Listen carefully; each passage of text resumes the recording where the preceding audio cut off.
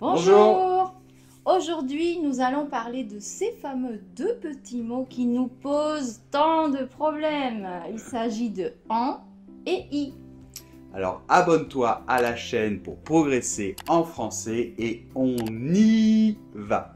Alors, cher Pierre, pourquoi on les traite ensemble aujourd'hui? Qu'ont-ils de commun ces deux petits mots, à part être évidemment l'ennemi numéro 1 des étudiants de français? Bon, on va les traiter ensemble parce qu'ils ont plusieurs caractéristiques communes. Bon, premièrement, les deux, ce sont quand même des pronoms personnels.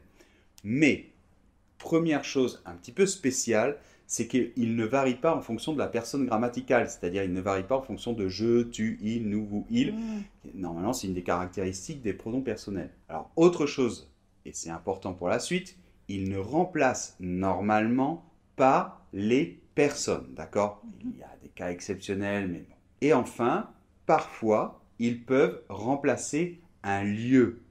Et c'est pour ça d'ailleurs qu'on les nomme parfois des pronoms adverbiaux. Et surtout, ce qui crée énormément de difficultés, c'est qu'en général, ils n'existent pas dans les autres langues. On va les expliquer, comme toujours, d'une façon très pratique pour que vous ne vous trompiez plus. Et je pense qu'on va commencer par le plus difficile, c'est-à-dire le pronom en, et ensuite on verra le pronom i. Tout à fait. On commence donc par le pronom en, et on va diviser l'explication en 5 parties. Alors, premier cas, en remplace quelque chose qui vient après le verbe et qui est introduit par la préposition de et qui répond à la question de quoi. C'est en fait un COI. Voyons un premier exemple. Il parle souvent de ce problème. Alors, il parle souvent de quoi? De ce problème. Donc, de ce problème répond à la question de quoi? Il peut être remplacé par en. Il en parle souvent. Et comme tous les pronoms personnels, on va placer le pronom avant le verbe. C'est pour ça qu'on va dire il en parle souvent. Voyons d'autres exemples. Je me moque bien de ces diplômes. Je m'en moque bien. Ou un autre exemple, je me souviens des jours heureux. Je m'en souviens. Mais attention, comme on l'a dit, ça ne fonctionne pas pour les personnes. Par exemple, Claudine nous parle souvent de Nicolas. Claudine nous parle souvent de lui. Là, je vais utiliser un pronom tonique. Très bien Pierre, c'était très clair, mais il me semble que en peut aussi remplacer un lieu. Et tout à fait, et cela va constituer donc notre deuxième cas de notre explication. Donc deuxième cas, en remplace un lieu qui vient après le verbe et qui est introduit par la préposition de. Il s'agit d'un complément de lieu et ça répond à la question d'où.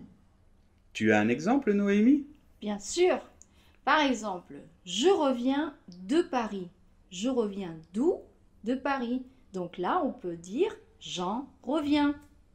Parfait, Pierre. Mais moi, à chaque fois que j'ai entendu parler du pronom en, c'est souvent lié au partitif. Tout à fait. À... Oui, tout à fait. C'est pour ça que presque toujours, dans les livres de FLE, français langue étrangère, on traite le pronom en avec la quantité, la nourriture, le restaurant et les partitifs. Donc, troisième cas, en remplace quelque chose introduit par le partitif du, de la, de L' ou des.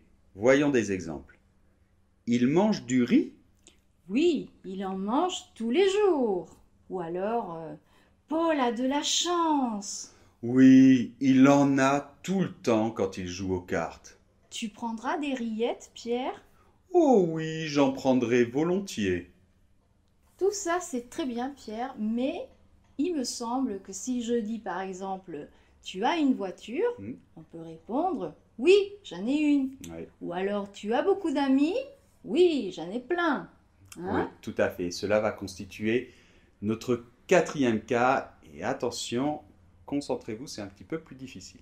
Donc, quatrième cas, en remplace aussi quelque chose introduit par des quantités dans lesquelles on retrouve la préposition de. Par exemple, un peu de, beaucoup de, plein de. ainsi qu'une quantité exprimée par un numéral, un ou une. Dans tous ces cas, la quantité doit être exprimée à la fin de la phrase et donc se combine avec le pronom en. Mais voyons tout de suite des exemples, ce sera beaucoup plus clair. Par exemple, j'ai beaucoup de livres à la maison.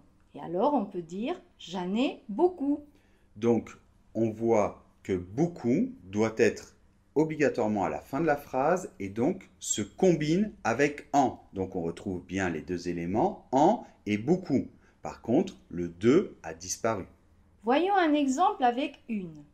Tu as une voiture et on peut répondre j'en ai une, deux ou 10. Alors là aussi, on voit qu'il y a les deux éléments.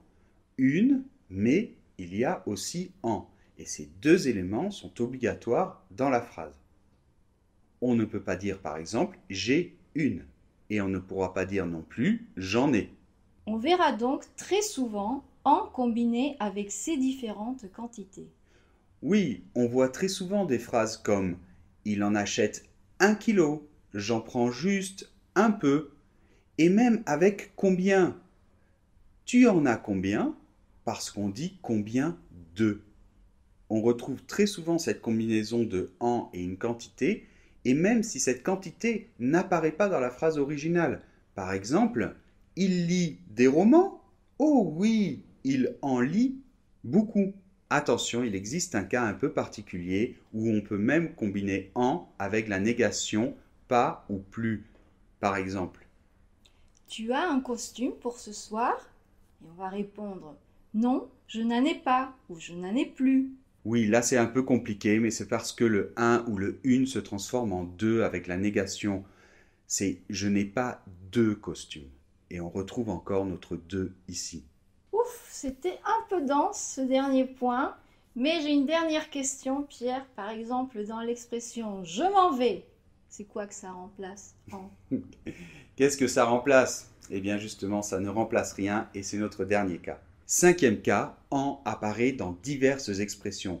Et dans ce cas-là, en fait, il ne remplace rien en particulier.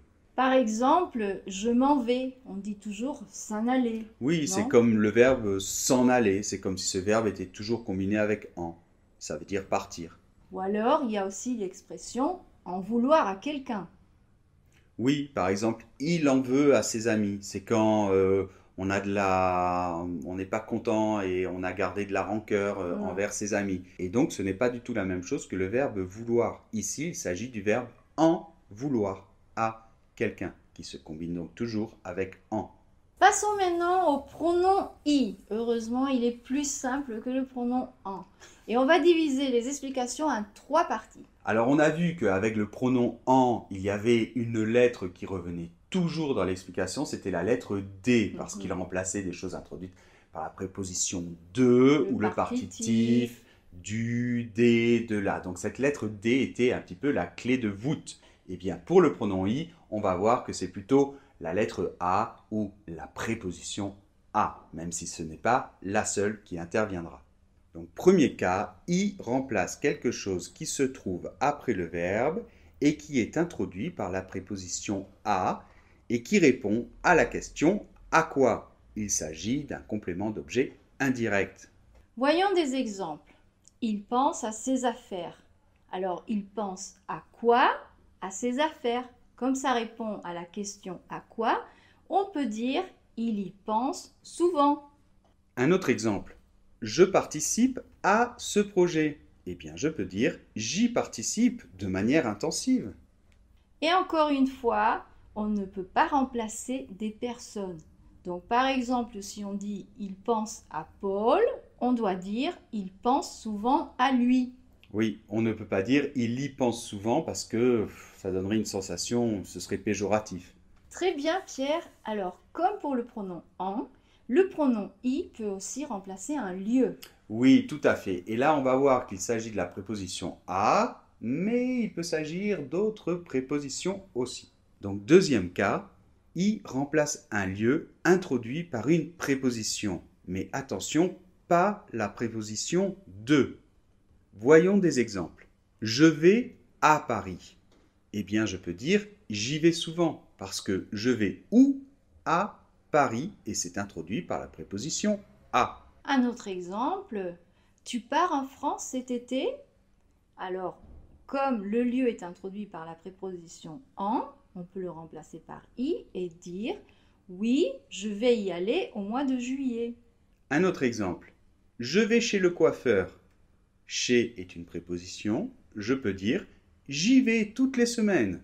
Juste une petite remarque, pour ce cas, la plupart du temps, il s'agit du verbe aller et de la préposition à, dans peut-être 70% des cas. Par exemple, je vais à Bordeaux, j'y vais, je vais à la montagne, j'y vais souvent, etc. En fait, on retrouve ce cas surtout avec des verbes de déplacement comme aller, partir ou rester.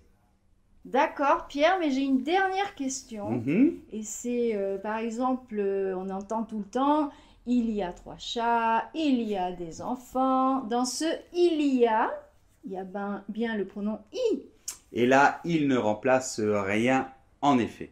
Donc, troisième cas, i apparaît, tout comme en, dans plusieurs expressions dans lesquelles il ne remplace rien de particulier. Voyons des exemples. Donc, comme on a vu, l'expression il y a. Par exemple, il y a beaucoup de monde ici. Oui, on l'utilise beaucoup aussi dans ça y est, il est parti. Ça veut dire voilà, il est parti.